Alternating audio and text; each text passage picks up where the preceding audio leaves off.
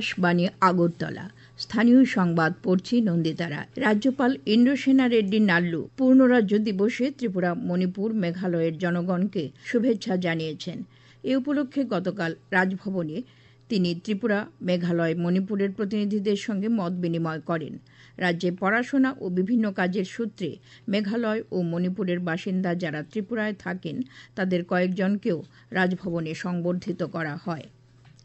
কেন্দ্রীয় বিজ্ঞান ও প্রযুক্তিমন্ত্রী ড জিতেন্দ্র সিং বলেছেন যে দেশের মহাকাশ অর্থনীতি $8 বিলিয়ন উন্নীত হয়েছে। আগামী দশকে এই অর্থনীতি $44 বিলিয়ন পৌঁছবে বলে তিনি আশা প্রকাশ করেন। ড সিং বলেন, দেশের গগনযান মিশন 2027 সালে, আসন্ন চন্দ্রযান 4 মিশন 2028 সালে, শুক্রযান মিশন এবং 2030 সালে ভারতীয় মহাকাশ স্টেশনের মতো মাইলফলকগুলি দেশের শক্তিশালী গতিপথ প্রদর্শন করে। মন্ত্রী উদ্ভাবনের জন্য স্টার্টআপ এবং সরাসরি বিদেশি বিনিয়োগেরও প্রশংসা করেন। তিনি বলেন, স্প্যাডেক্সের মতো মিশনগুলি প্রযুক্তি ক্ষেত্রে দেশকে এগিয়ে দিচ্ছে। মন্ত্রী জোর দিয়ে বলেন যে জৈব উৎপাদন এবং বায়োফাউন্ড্রিগুলি চতুর্থ শিল্প বিপ্লবকে উৎসাহিত করবে।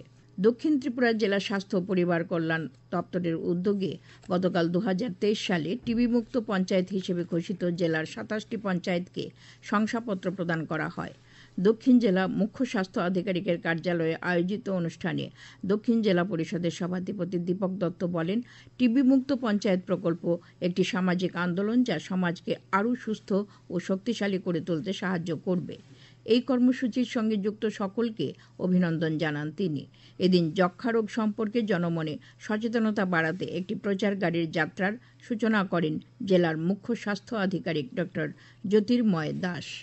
প্রধানমন্ত্রী নরেন্দ্র মোদী গতকাল G20 শেরপা অমিতাভ কান্তের দেশের G20 সভাপতিত্বের বিষয়ে লেখা বইয়ের জন্য প্রশংসা করেছেন। বইটির শিরোনাম how India skilled MT G20। সামাজিক মাধ্যমে প্রধানমন্ত্রী লিখেছেন যে বইটি একটি ভালো গ্রহের সন্ধানে মানবকেন্দ্রিক উন্নয়নের প্রচেষ্টার বিষয়ে একটি সুস্পষ্ট দৃষ্টিভঙ্গি দেয়। এর আগে শ্রী কান্ত তার বইটি প্রধানমন্ত্রীকে উপহার দেন।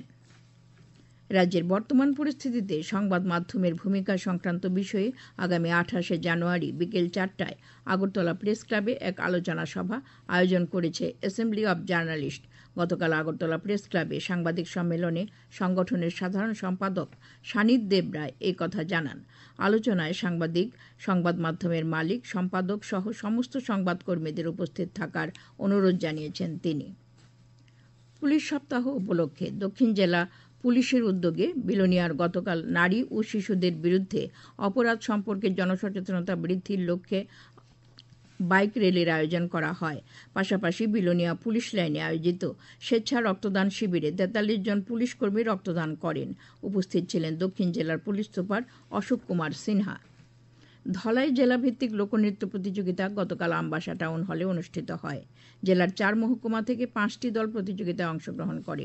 প্রথম স্থান অধিকার করে গন্ডাতুইসা মহকুমার শিল্পীরা। এই দলটি পরবর্তী সময়ে রাজ্য স্তরের প্রতিযোগিতায় অংশগ্রহণ করবে।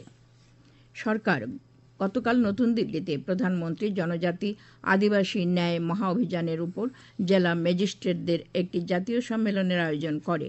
সম্মেলনে প্রধানমন্ত্রী জনমনের অধীনে 6টি মূল ক্ষেত্র আবাস, সড়ক, অঙ্গনওয়াড়ি, ছাত্রাবাস, বহুমুখী কেন্দ্র এবং বন ধন বিকাশ কেন্দ্র নিয়ে আলোচনা হয়।